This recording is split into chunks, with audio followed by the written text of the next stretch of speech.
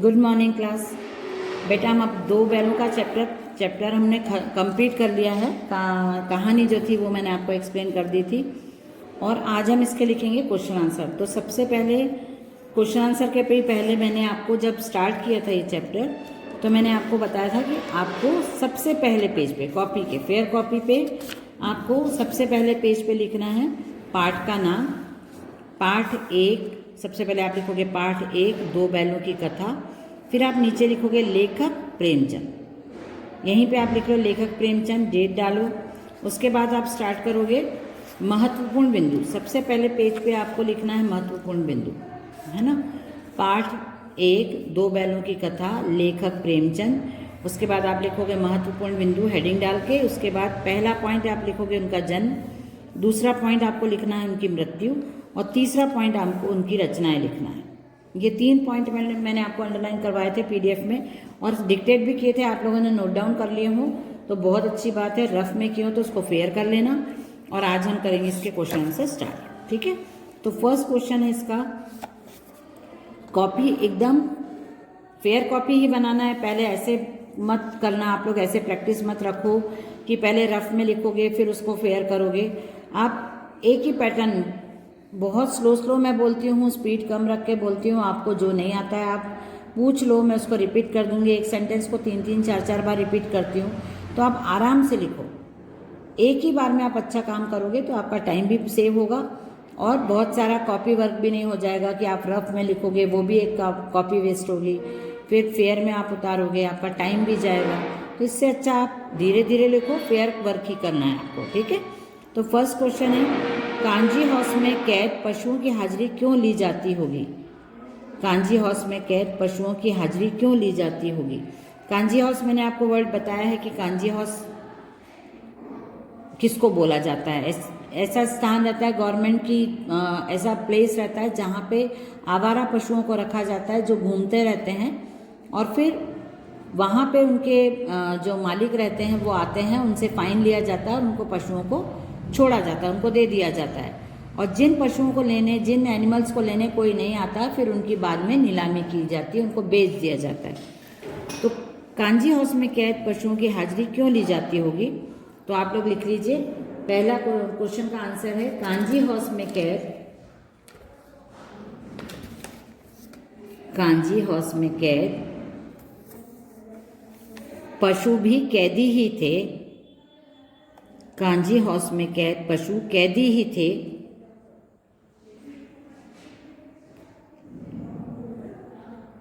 शाम के समय उनकी हाजिरी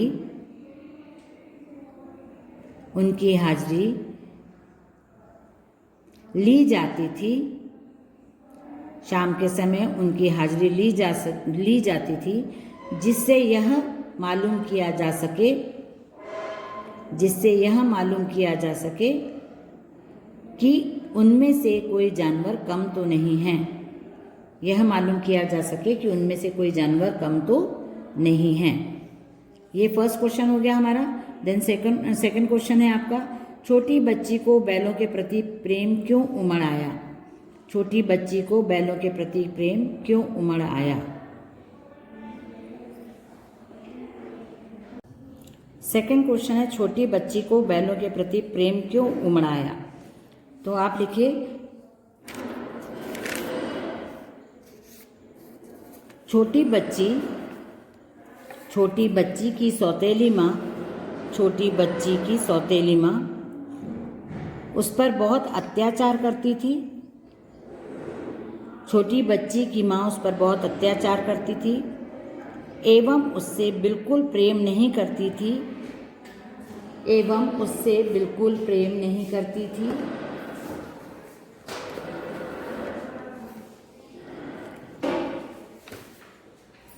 एवं उससे बिल्कुल प्रेम नहीं करती थी। पूर्ण विराम लगाइए। बैलों पर अत्याचार होते देखकर उसके मन में बैलों के प्रति दया एवं प्रेम का भाव उत्पन्न हो गया था। दया एवं प्रेम का भाव उत्पन्न हो गया था। थर्ड क्वेश्चन है, कहानी में बैलों के माध्यम से कौन कौन से नीति विषयक मूल्य उभर कर आए हैं। कहानी में बैलों के माध्यम से कौन कौन से नीति विषयक मूल्य उभर कर आए हैं। नीति विषयक मूल्य मतलब कहानी हमने पढ़ी, उसमें बैलों के द्वारा जो कहानी, बैलों के स्वभाव, बैलों के, यहाँ तक कि लेखक ने उनकी बातचीत को भी हमको बताया कि बैल आपस में क्या बात करते थे, हीरा और मोती। तो उनके जीवन से या उनके बातचीत से हमको क्या समझ में आता है और हम उसको अपने जीवन में किस प्रकार उतार सकते हैं, क्या सीख सकते हैं। नीति विषयक का मतलब होता है, नीति विषयक मूल्य मतलब जो हमको जीवन में कुछ सिखाते हैं, ऐसी बातें, ऐसे गुण जो हमको जीवन में कुछ सिखाते हैं। कहानी में बैलों के माध्यम से कौन कौन से नीति विषयक मूल्य उभर कर आए हैं। ये क्वेश्चन थोड़ा बड़ा है तो 2 लाइन में आएगा। आप आंसर लिखना स्टार्ट करेंगे, यहाँ से हम स्टार्ट कर सकते हैं। कहानी में बैलों के माध्यम से निम्न नीति विषयक मूल्य उभर कर आए हैं। कहानी में बैलों के माध्यम से निम्न नीति विषयक मूल्य उभर कर आए हैं। हम पॉइंट्स में लिखेंगे तो आप इसके बाद डैश लगा के फिर पॉइंट्स में लिख सकते हो। उभर कर आए हैं। पहला पॉइंट आप लिखो, फर्स्ट पॉइंट, अपने स्वामी के प्रति वफादार रहना। अपने स्वामी के प्रति वफादार रहना। सेकंड पॉइंट है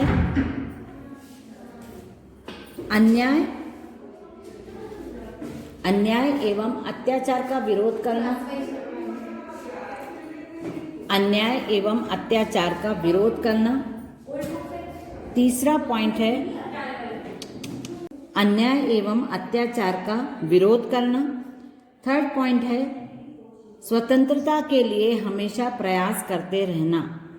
तीसरा पॉइंट है स्वतंत्रता के लिए हमेशा प्रयास करते रहना।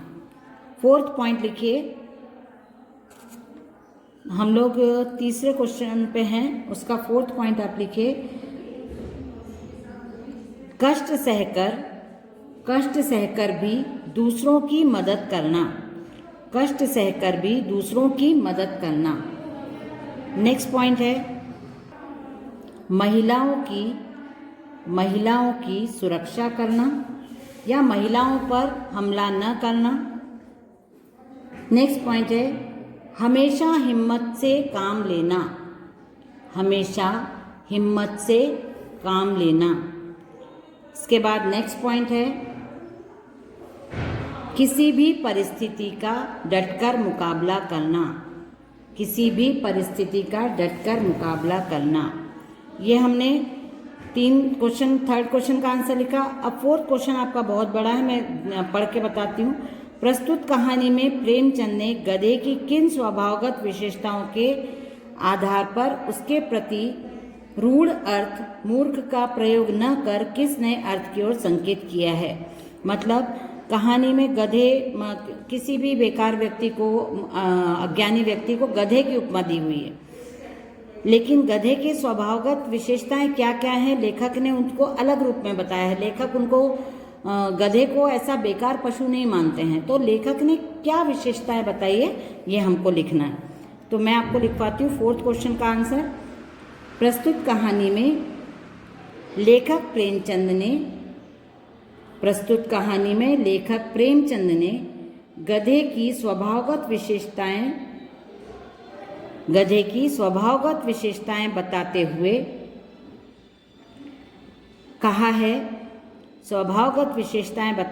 कहा है कि प्राय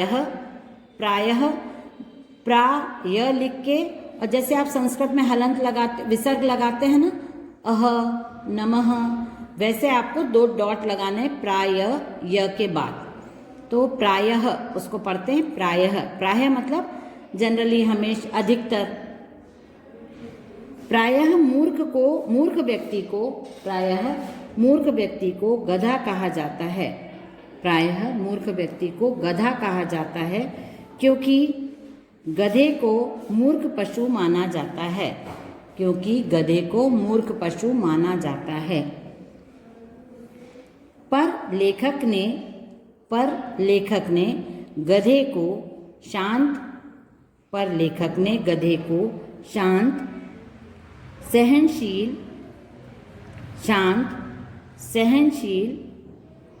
और सुख दुख या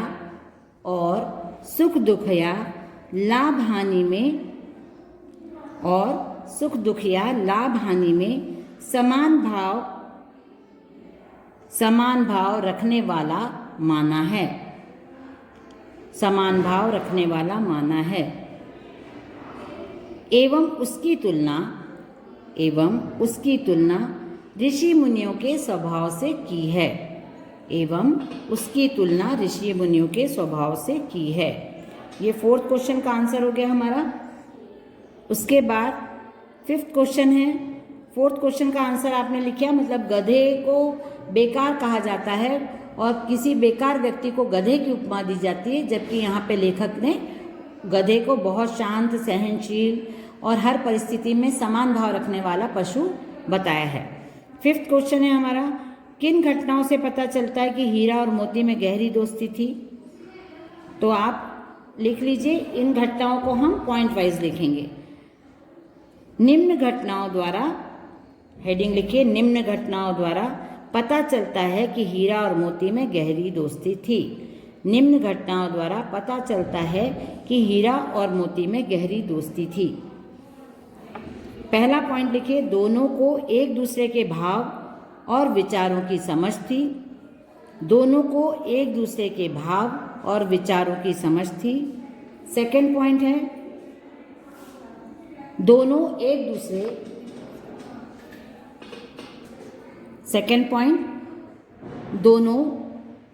एक साथ निर्णय लेते एवं एक दूसरे की हिम्मत बढ़ाते थे। दोनों एक साथ मिलकर निर्णय लेते थे एवं एक दूसरे की हिम्मत बढ़ाते थे। तीसरा पॉइंट, दोनों साथ साथ खाना खाते थे। खाना मतलब वही चारा और भूसा जो रहता है, उसको हम चारा भूसा लिखेंगे, इससे अच्छा हम लिख लेते हैं, दोनों साथ साथ खाना खाते थे। एक के नहीं खाने पर दूसरा भी खाना नहीं खाता था। तीसरा पॉइंट, मुसीबत के समय दोनों एक दूसरे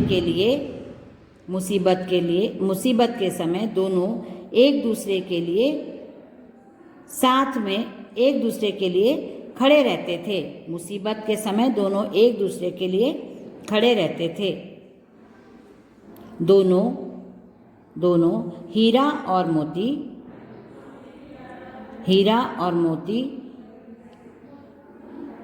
एक दूसरे की सुरक्षा का ध्यान रखते थे।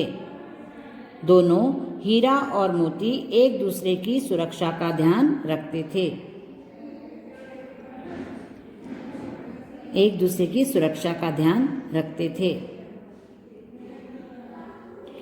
दूसरे को, नेक्स्ट पॉइंट है, एक दूसरे को काम करने में भी मदद करते थे।